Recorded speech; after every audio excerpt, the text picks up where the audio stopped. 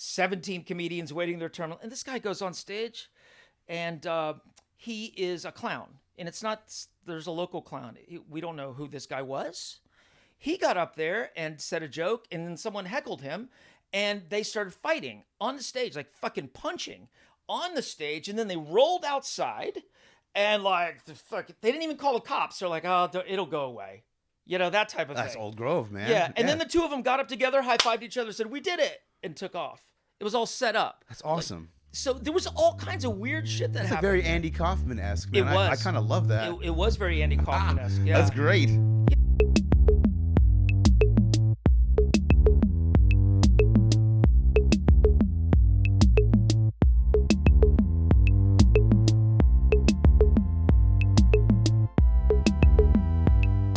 Ladies and gentlemen, boys and girls, welcome to another episode of Decent Company. My name is Jay Abel. We are live in the shed with the show that is exploring the merits of craftsmanship as applied to the vibrant and wonderful creative landscapes of our beloved Miami, Florida.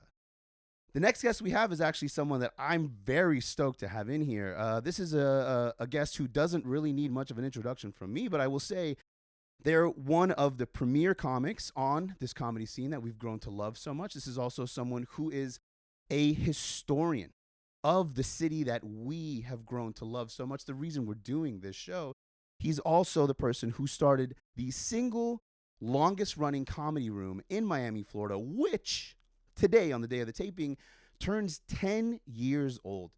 Ladies and gentlemen, please welcome aboard the one and only Freddy Stebbins. God, thank you. Thank you so much. Thanks, Jacob. Yeah. Well, thanks for that incredible introduction. Well, it's the truth. And I got to be honest, we felt like if we're going to be talking about the comedy scene here, we really, really wanted to make sure that we were talking to somebody who definitely understood the landscape of this city's atmosphere and also as well as the city's audiences. And you really are sort of the guy who holds that position in town. Yeah, it's called being old, but I appreciate it. We like to think of it as being seasoned. I'm seasoned. I'm very well seasoned. Yes, I'm very Miami seasoned. All mojito and lechon. Yeah. Definitely. I definitely. It's all about Miami with me. Mm-hmm. That's kind always of has been. It's the only reason we're doing this show because we love this city, and you know we discussed it a little bit before we started rolling, but like we genuinely feel like the talent pool in this city is just so ahead of even the city's reputation. And right now, especially in comedy, it's something that we felt was a really important sort of aspect to light up and just let the public know there's a huge talent pool for comedy. There's a huge market for it too, you know, and so many people that live in South Florida, we were talking earlier, from different parts of the country, different parts of the world, you know, and so many of them never even have really gone to regular comedy shows, you know, unless you like were from New York or something like that. And still, there's so much to make fun of here. There's so much to love. And yeah, there's a tremendous talent pool here, a unique talent pool. No doubt. It's blown up since I started, that's for sure. Yeah. Well, so then how long have you actually been doing stand-up? I started doing stand-up comedy in 2005. Okay. So 19 years? Is that right? Has it all been here in Miami? Yeah, I mean, I've performed on the road in other cities. You know, I do some corporate gigs and stuff. Mm-hmm. And I perform in Naples sometimes, which is completely not Miami. But yeah, no, it's primarily all been in Miami, yeah. In the time that you've been doing it, you just said it's been a really healthy tenure. Do you feel like audiences here have like changed in that time? And how do you feel like they have? Oh, totally. They've completely changed. First off, when I started doing stand-up, there weren't even comedy rooms, really. Like, there was the improv, but, you know, not many people went to it. And so most people in Miami never really had even gone to a stand-up comedy show. I know it's hard to believe. Crazy. And there would be some bars that might have an open mic, but it wasn't comedy. It was like some people would do comedy, some people would play guitar, some people would do poetry. So the audiences back then, when I started doing stand-up comedy, it was like a novelty thing for them. It was like, oh man, I don't know if he's funny or not, but I'll clap and laugh. It's like, I'm here, I showed Yeah, up. I'm here, right? And by the same token, they were also very aggressive. So like, I know that sounds like a complete dichotomy, but they'd either be very, very like, oh, let's support this person. We're enjoying ourselves, right? He's funny, they're funny, and some of us were okay. But then if you weren't funny, it's not like today. Today can be rough, but back then, like, I was tackled on stage. I've had stuff thrown at me. Where were you tackled I was on stage? assaulted. I was hospitalized one time. Oh my Yeah, God, yeah. dude, really? Yeah. That's insane. I mean, it still sucks when you bomb. Yeah. But no, like in 2005, 2006, I would do shows and like if like I like to do accents, and if someone didn't like my accent and they were a little bit drunk, like this one old Cuban guy, he's like, "You're not funny. Let me tell you something." And he went on the stage and we're fucking wrestling with the microphone and fall down, and no security, Of course. no security. Yeah, yeah. And, it didn't happen all the time, but, sometimes people would just, you fucking suck, you faggot, all kinds of shit. I mean, it didn't happen all the time, but it did happen much more. So the audiences today, I think, are a little bit more sophisticated in Miami, believe it or not. You're the first person to say a little that bit, here. not Yeah. like in other big cities, Sure. but they definitely are a little bit more knowledgeable. Yeah. And I think the advent of TikTok and internet and all that stuff, because remember in 2005, we didn't really have In 2005, social media wasn't really a word like yet. MySpace, maybe. Yeah. But there would comedy was still like something you saw on HBO and so the audiences here, I think, have grown to appreciate comedy, want to go to comedy more. I think they're a little bit more sophisticated, a little bit, and they're also probably a little bit more diverse now than back then. Do you feel that let's call it the nuances of a very local Miami audience, do you feel like that's had any effect on the way you write your jokes or the way you tell your jokes? Totally. Okay. Yeah, I mean, I'm a Miami comedian. Like, I make no bones about that. That's my thing. I grew up here. I was born here.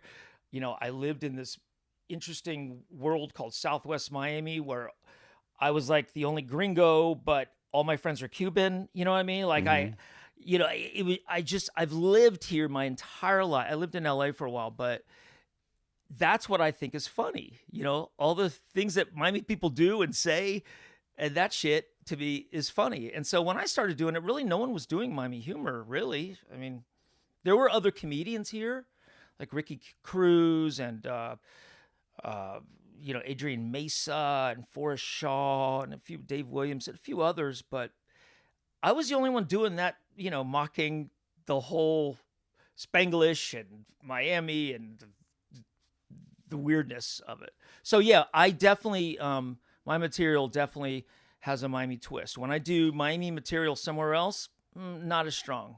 Yeah, I was going to ask you about that because, look, so we understand that there's certain parts of the humor here that are very, very local. It's like super local, hyper local, super local, or super Latin. Yeah, but it's funny to us. You know what I mean? Yeah. Do you feel like because I'm about to do my next week is my 6 months of doing stand up myself. Wow. Yeah, wow. And so one of the things that I've been actively trying. It's a long time, actually. I'm working on it. I love it so 6 months. far. Most people never get to 6 months. It's been awesome and it's been insane too. But for me, I'm always actively trying not to pigeonhole my material, I guess, because there's a lot of stuff around here that I know your average audience at an open mic here, they're going to get it. They're going to love it. Yeah. But I always try to think about, like, how can this material be adapted somewhere else?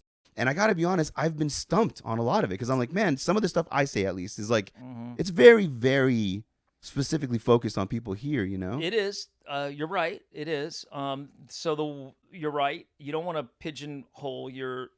Pigeonhole? I guess that's the word, right? I think it is. I don't know. Yeah, I used it and it sounded right. It sounds great. Yeah, exactly. Definitely, I think in Miami you can fall into the trap of just like commenting on Miami material and Miami stuff and Miami people and the weather and the traffic and the Cubans and the Nicaraguans and the Haitians. So yeah, that can happen. Though what I've done, I've approached that in two ways. Number one, I only want to do Miami. Yeah. like that's my thing. I never wanted to like tour other. I have a little bit, but I have a life during the day, and I kind of like it, and I'd rather, so in that sense, yes. But when I travel to another place, I've had that conundrum. Ooh, conundrum. Yeah. It's another great one. Yeah. Love that word. And so what I do is what I'll do is like if I'm in Atlanta or if I'm in Orlando, I'll make fun of something similar, instead of saying, "Oh, those crazy Cubans," "Oh, those crazy Mexicans," or Yeah. "those crazy," or some of my accents I can do everywhere. Sure. Redneck, old redneck guy, Jewish guy, flaming guy, whatever. But yeah, you do have to adapt a little bit. Yeah. Something that I really appreciate you said though. So when I say about getting kind of bottlenecked into certain material being super local, I don't think there's anything wrong with that. And there's also, in my opinion, there's a couple of guys here who, like you said, this is their town, and Absolutely. so like they've focused on that, That's their kind of thing. on purpose. Yes, Yeah. Absolutely. You're one of the few guys we've had in here who I can say it makes sense that your material is sort of focused here because this is where you are, It's all to me, I don't know if I could be funny like a regular, comedian. You know what I mean? Yeah. Like a regular, guy.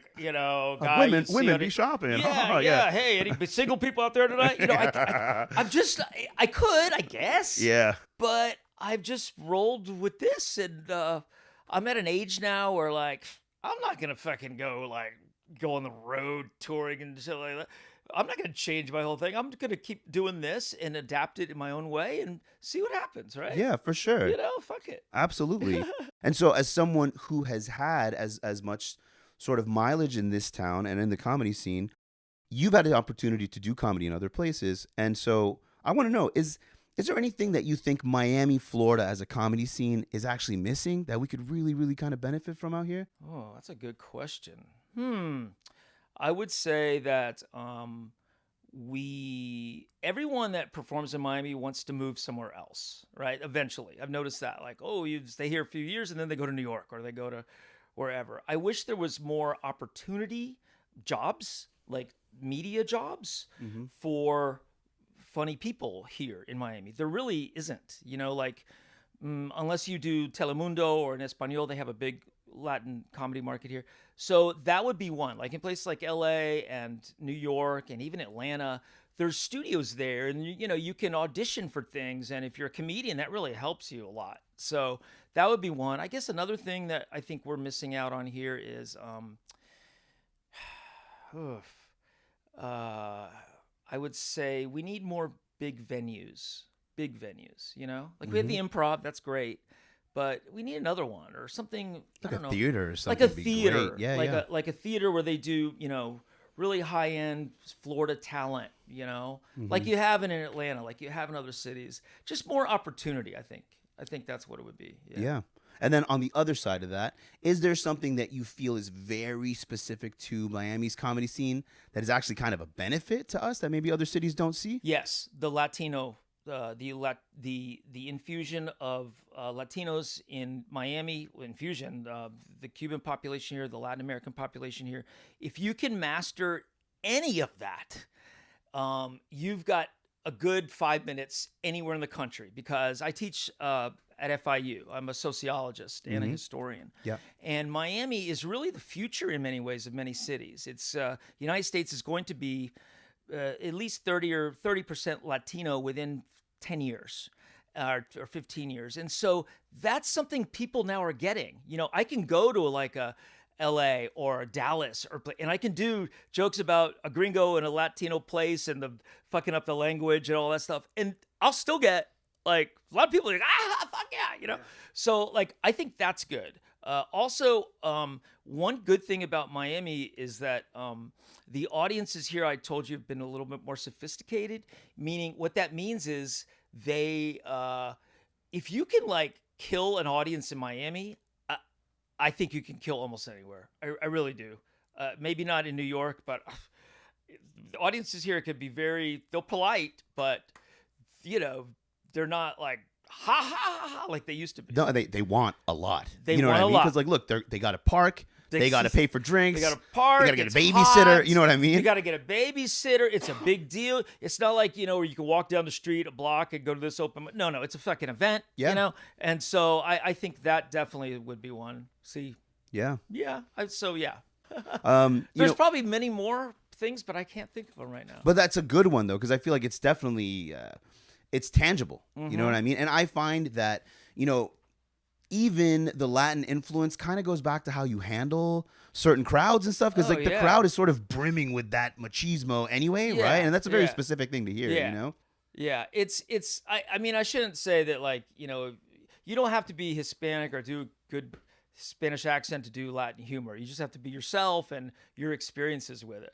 But if you live in Miami, you just can't help but have that in your pocket, It's part of your life. It's part of your life. Yeah, it's just the way it is, and so Yeah, my wife is she grew up in Country Walk, and her parents they're American people. American. She doesn't speak a lick of Spanish, grew up here her whole life, but man, a DJ Laz song comes on. Oh, yeah. And my wife was losing her mind, dude. You know what I mean? Like, she knows what's up. Yeah. I mean, everyone used to go to proms and sweet 16s and shit, and I'd go to quinces. Yeah. That's what I did. Yeah. I went to quinceañeras, and I'd dance to Carlos Vives and, drink aguardiente, and, it just seems natural. Yeah. It's super specific to this town. It is. Yeah, absolutely. It's crazy.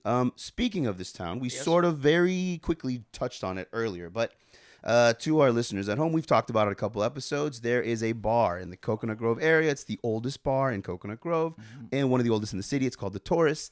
They have the longest running comedy room every Thursday at 8, and it's been there at the Taurus. Today, officially, is 10 years they've been doing it. This gentleman is the guy who started that. I did. You did. Let me ask you, because we are pretty new to the scene. I've been around for 6 months, but that place, it has its own energy to it. There's something about it when you're in there. There's something about it. It's dark. Yeah. You're really in tight, right? Yeah. It's kind of ratty a little bit. You got the wooden stage and the mic. And the thing about that place, it's very unique to Miami because it's one of those places. Like, you don't see that in Miami. You don't see those dark little... You might see a place like that maybe for a few months and it'll be gone. But this place just oozes this character and a little bit of cynicism and a little bit of, wildness. I've had people come in. We had some great comics. We had Forrest Shaw, who's been on Conan, and Marcelo used to be there all the time. And they both told me, they're like, Taurus is, it's like, in some ways, it's the closest thing to one of those little dark New York basement comedy rooms. Yeah. You know what I mean? Because it's like, I've seen some of the best comedians in the world just bomb there, and then they're off stage, they're like, felt good. Like, Taurus, I got here, The word that I used to describe it with guys is relentless. I tell people, I was like, the place, once you get onto the stage, because it's an interesting thing, because it's the favorite spot of all the comics to hang out. That's so when we're there on Thursdays, it's like a family reunion every Thursday, but That's you get on the exactly stage. Right. Oh, yeah. And it's a different place altogether. Yeah, that's why it kind of, I think, took off, because after the Improv closed, people would come over to the Taurus and be like, are there any open mics in this town? What? Taurus? Okay, I'll go there. And people would just show up, and like, it has that vibe, it's cool. And even if you bomb there, the audience doesn't heckle you or you suck. Maybe sometimes, but they're just like, okay, next. It's just a machine, The bombing at Taurus is internal. Yeah, it's internal. You know what I mean? It's internal. Like you bomb in your own head. No one here, they're going to go home and they're going to be fine, And the acoustics of the place is horrible. Yeah. You got 15 chairs in the front, and then you got a fucking bar right in the middle of the room, and it's just there's people in the back, and it's just... But for some reason, it has legs, and it still does. And they love it in there, man. They love it. I wanted to ask you, now that you're here, what was it? Okay, so we've heard a lot of stories about the early days. You know what I mean? What was it like, sort of wrangling that place to become a mic? Was there any apprehension? Or now that, the Improv, like you said, Coconut Grove Improv used to exist just down the street. Once they closed, were they really receptive to it? And another thing I wanted to ask you, actually, you know what? Answer that first. I'd like to hear that. Okay.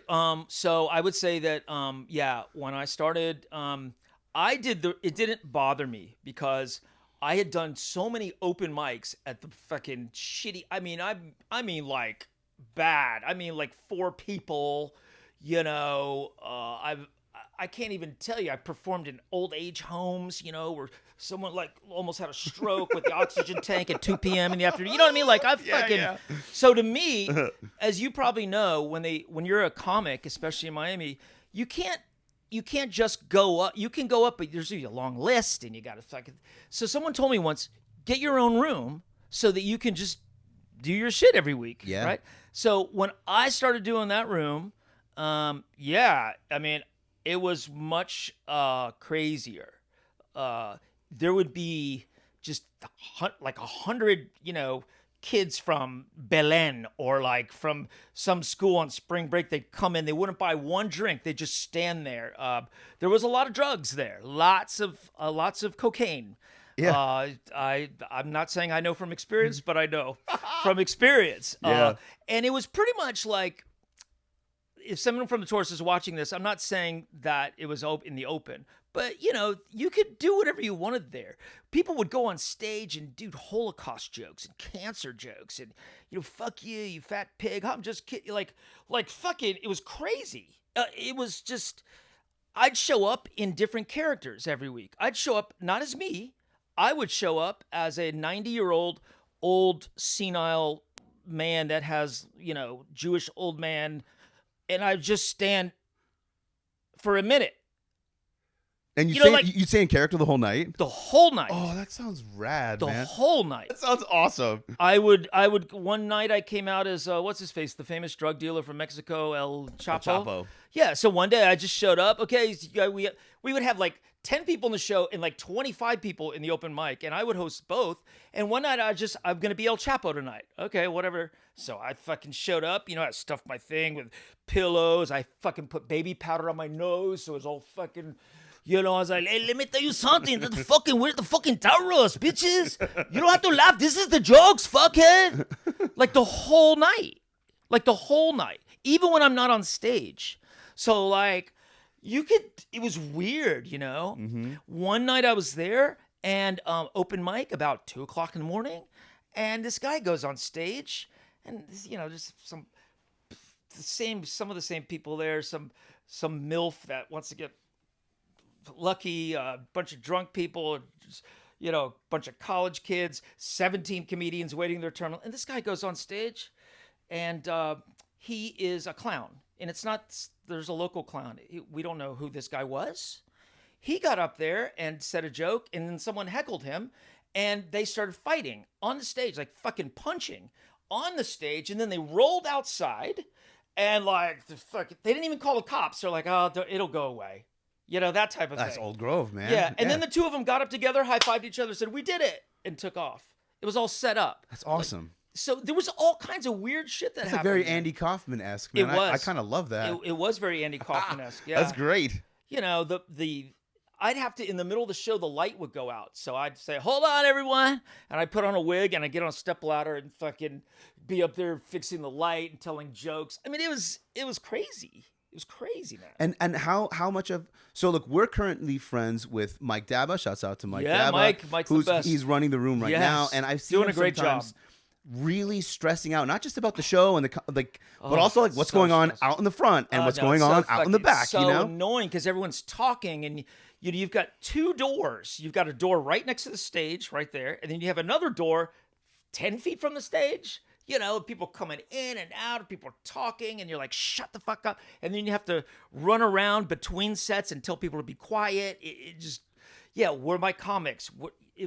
It's crazy. Yeah, there was no order. That's the question. Like, were you the guy running that whole ship the whole time? The whole thing. Yeah, see, that's stressful, man. But, I know you love it. I tell Daba the same thing. I think Daba's the most patient guy in Miami. Oh, no, he's some of the stuff you see, I'm like, patient. Man, that's what you're dealing with today? Like, for real, dude? Yeah. And yeah, you shouldn't have to do that. And he's just got to run. He's got to keep going, No, you got to keep, there's always a fire to put out. There's always something, Yeah. And how do you feel about what it's like now in there? Because it sounds like it's pretty organized now, I like it. I like it better, to be honest with you. I mean, a lot of comics are like, oh, I love the old days. No, man, this is great. That's what I wanted it to be. I wanted it to be like more professional, start earlier, People come in, sit down. There's actually a following of people that are really into it every week. It's more professional, I think. The quality's a little bit better. Yeah, it's more like what it needs to be, like a comedy room, like a show. Like, at least for me, what I like is I've met a couple of the older comics. I've been in there a couple times with my wife. Nas has been in there with his wife and some friends. We've heard from older comics. One guy specifically told me, he goes, man, when this place first started, he's like, you would not have brought a wife here, you know? No, Yeah. no, you would never. Any women that were there, because all the comedians were pretty much guys, really. We started getting girls there after a while, but if you were a woman, sitting in there, you're going to be targeted just because you're a woman. Yeah. Not in a bad way. Well, yeah, sometimes in a bad way. It was naughty and dirty, but it was still kind of fun. It sounds like a blast. Yeah. Man. So I like how it is today, but that era, at least those first 4 years was like, it was fun. It was fun. It was wild, and you never knew what was going to happen, but it was always a good show. Yeah. Always a good show. And I would keep it going. I'd change in the bathroom and running around. Shut the fuck up. Blah, blah, blah. Who's next? Scratching, just shutting the door, holding on to the door, yeah. That sounds awesome. Yep. That sounds like a blast, actually. Oh, it was totally a blast. Sketchy, but like a blast as well. Yeah. On the comedy note, one of the things we like exploring in here with comics is I like sort of like the craftsmanship side of it. Like I like nerding out about like writing styles, you know? How would you describe your writing process if you had to? What's a writing process? Yeah. I don't know what. My writing process is, I should have brought it. I have a fucking stack of hundreds of envelopes and napkins. I have 2 notebooks. I've got scribble on old AT&T bills. That's how I do my writing. But you're talking specifically about how you evolve a joke or stuff like that. And what I do is I pretty much write on stage. So I the whole week I'll be thinking, oh my God, that's fucking crazy. Oh my God, I got to do something like that. And then when I'm on stage, someone will remind me of something and I'll just do it there. So I'm the worst person to ask about writing, because if I was a real writer, yeah, I would be on SNL or something probably, but I'm not. I'm more into improv. But so my process is I will write things down during the week. Then I'll go over it. Usually I perform on weekends. I'll go over it. I'll incorporate 2 of them in my set. And then after a while, that builds up to hundreds of different things, you know? And also, I still have the problem of doing jokes that I think are really freaking funny, but they just don't land. Yeah. So it's taken me years to, I'm going to say it. No, I'm not going to do it. You have to do that. It also helps to watch a video of yourself, which I hate doing. I'll watch this one. Yeah. But that helps a lot too. It makes a huge difference. Huge difference. Because you can almost like, for me, I'm very new, but like when I rewatch the set, sometimes you're like, oh, that's exactly where it fell apart. Like it's exactly right there. You know what I mean? And then you kind of I see it the next time I'm doing it. And when you get that, when you watch a recording of yourself video and you see a big laugh, you can see how you can tell how that was different from when you did it a week earlier. It's even your body language. It's your like body how you're language, standing and the whole thing. Your confidence. Sometimes it's how fast you say it. It's, watching videos of yourself, writing stuff out, practicing that's really the best way to do it. Yeah. Do you remember the first bit you came up with that you're like, oh, I actually really like that? and it worked on stage too? Maybe not even that. The first time you put something together, you're like, man, this is kind of cool. And I mean, if it worked on stage, even better, obviously. The first kind of joke I really did was about the weather in Miami, because everyone down here is always like, when there's a cold front, people fucking freak out, and so I was just at a bar with my brothers, and I did this joke, how can you tell if there's a cold front in Miami? Well, I don't know, because everyone does this. Bro, can you see my breath? Right? And so right? right? So that It's so true too. it's so true. It's so true. Bro, what the fuck, bro? Can you see my breath? It's He's cold, sick. dog. Get the fuck out here. It's cold, dog. It's cold, dog. I knew as soon as I wrote that would be funny, But and other people will tell you stuff. Oh my God, that's fucking funny. You should do it, but you forget and you don't do it. So that would be one. There's been many like that. Yeah, that's awesome. Yeah, and then there's been many that just don't pan out. Yeah, touching on that a little bit. Do you find that it's really hard to walk away from something, or are you pretty good at just being like, you know what? No, I love it's it, hard, but whatever. especially the more drinks you have, which is not a good thing about comedy bars. I'll still always have a shot before I go on stage, but it's hard. I think sometimes to not do something that you still think is funny. Maybe you just got to work it a different way. Maybe you got to drop a word. Yeah, I'm stubborn like that, but I've gotten better. Yeah. Yeah. One of the things we like touching down on in the city, there are now a lot of mics. Mm-hmm. A lot of mics. They all have different vibes, different outfits are running them, different hosts. Yeah. Do you have I'm trying to find a diplomatic way to phrase this. Not your favorite. Do you have a mic, or maybe one or two, that you particularly feel like they're doing it right? Like this is a place you like to go and do regular stuff at. Yeah. So, to me, it's. You mean like a bar, like an open mic type of thing? Any mic, maybe it's like a formal showcase, or like a place that is there a place that has comedy that you personally feel like, man, these guys have nailed it?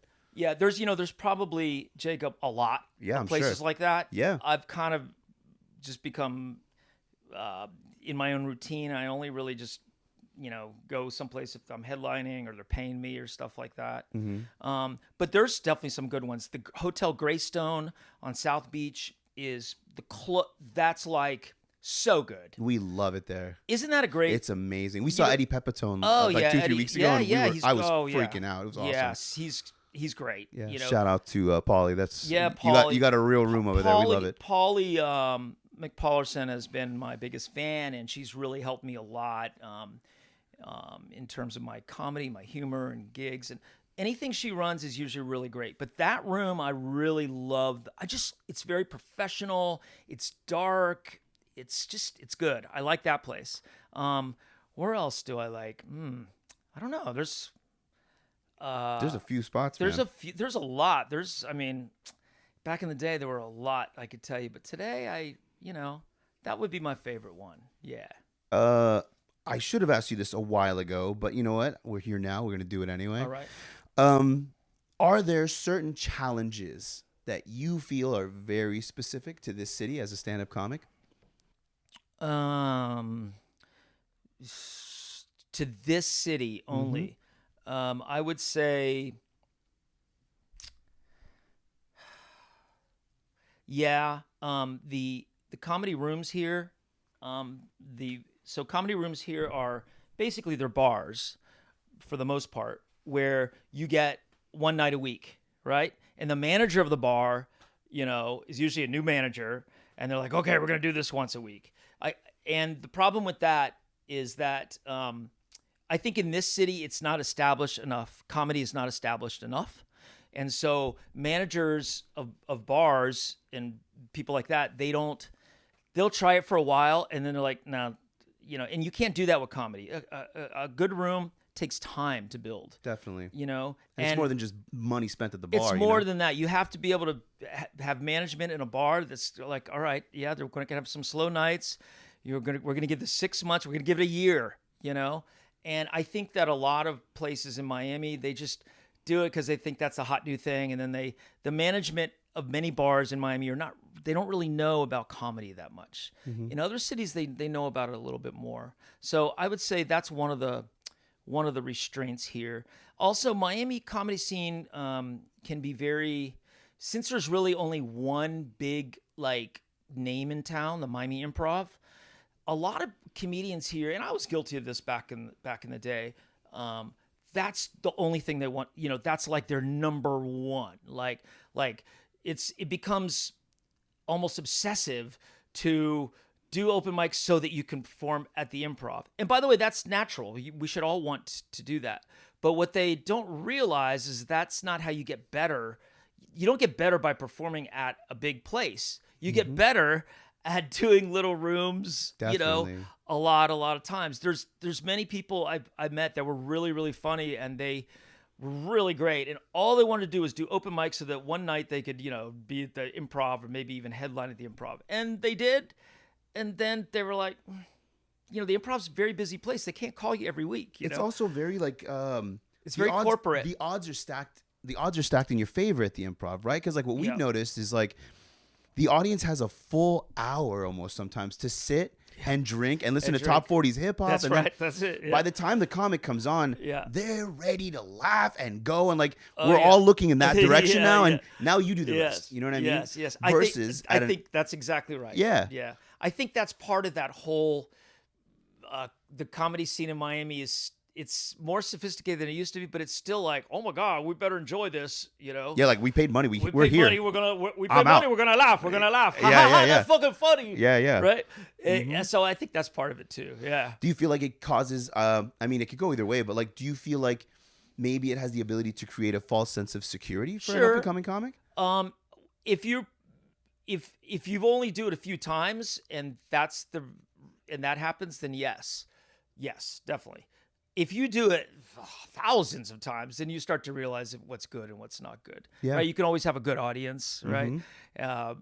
So I think that could create a false sense of I'm awesome here, but eventually you realize you're as good as you are on average everywhere. What works. What works. Yeah. And I'd say so. I'd say it's a little bit like that. That's awesome. We are at the end of the episode. Ay, coño. Yeah, I know. It moves. It went so fast. When we're having fun, it moves. That's what my God. That's what we found in here. It was your red mic. It got me excited. Yeah. I did that on purpose completely. What I do want to ask before we leave. Of course. From someone who is as seasoned as this you is, are. By the way, okay? This is the most. Thank you for that. Yeah. This is the most incredible craft comedy. I don't think I've ever been pretty serious for 1 hour. Yeah, honestly, my favorite part about that is every comic we've had in here leaves and they're like, we weren't funny at all just now. Is that okay? I was like, yeah. That's what we think. We think, oh my God. Yeah. I'm in the car. I'm like, okay, maybe I'll do this. I'll do that. And Yeah. No. This is academic. I appreciate it. This is a toolbox stuff. Yeah, this is a 100%. great total toolbox. Yeah. That's what we wanted out of it. And I can show this to my students. I love that. For us, we love asking comics this question because we've had people from different amounts of experience in here. But what would be a piece of advice that Freddy Stebbins would give to an up-and-coming comic in Miami, Florida right now?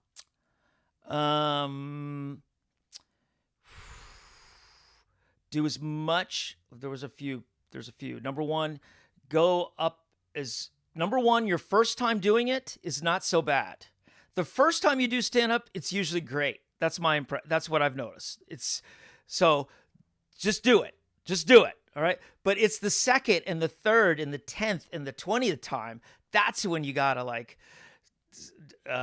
keep with it. So my advice to a new comic would be just go to the open mics. Another one, be friendly. Don't be a dick. I'm sorry, but there's a lot of great comedians that can be considered assholes. But in Miami's the type of city where it's kind of, there's a lot of comics here, but it's really a small scene in some ways. Everyone knows, someone that knows the other person, right? And if you're an asshole, if you're difficult, if you show up late, if you go way over in time, if you are just a jerk, if you steal other people's material, you're going to get called out. So and people won't hire you. They won't bring you in. If you're a nice person, you can suck, but you'll get up more. Yeah. You know what I mean? And the point is getting up more. You want to get up as much as possible. Second piece of advice, definitely videotape yourself. That would be the second one. And then the third one is try not to be too blue, meaning try not to use too many cuss words, because we all love the F words and all that bombs and stuff like that. But if you want to get booked in the future, you can throw one or two out, but you gotta work on that too. Those are three things I would do. And also, say how great I am to people, and that'll get you really far. I feel like that's to our listeners. All of that is sound advice for your real lives as well. Yes, for I your think real if you apply everything that this man just told you to your real life, you're going to be fine. You'll I think be you're going to do absolutely great. fine. Yeah. Yes. I'm sure I will be really friendly to you when I see you, and then probably forget your name. You've earned that right, though, man. Yeah, Come I on know. now. That's how it goes. Yeah. You heard it here first, folks. The one and only Freddy Stebbins. Can you tell our listeners at home, where can they find you, man? What's going on? Oh, man. Thank you. FreddyStebbins.com is my site, and I'm there. I post all my stuff on there. It's a little outdated right now. I'm also very involved in the city of Miami with hosting events. So if you go to King Mango Strut, or if you go to Miami Short Film Festival, or if you're involved in the LGBTQ scene or whatever, I'm very visible in those publications as well. But FreddyStebbins.com, that's where you'd find me, or at your local Wawa. Perfect. We're going to make sure to have those links up too when we post. Just bathroom stall number 3. And man, thank you so much for No, hanging dude. out with us. No, really, like this has been awesome. Oh man, thank We're you. very, very grateful that you gave us the time to come and chill with us. And Dude, I'm excited. Congratulations on everything. thank you so much. I'm glad there's podcasts here that are concentrating on not just comedy, Yeah. but on the craft of it. Yeah, and this city lives off of that It part really- of it. You know what I that's mean? exactly right. We just like the idea of talking to people that we love what they're doing and Yeah. just having a bit of what they're yeah, going on, you know? shit. It went by fast. I love it. I'm glad that you had Kind a of good like my time. sex life, just very quick. Yeah, I feel the same way. I just Old didn't guy say joke, I old just, guy I- joke. I just didn't say anything about it. Ladies and gentlemen, boys and girls, thank you so much for hanging out. As always, be good to each other. Surround yourself with art and stick around. We got a lot of other cool stuff coming up. Thanks again, guys.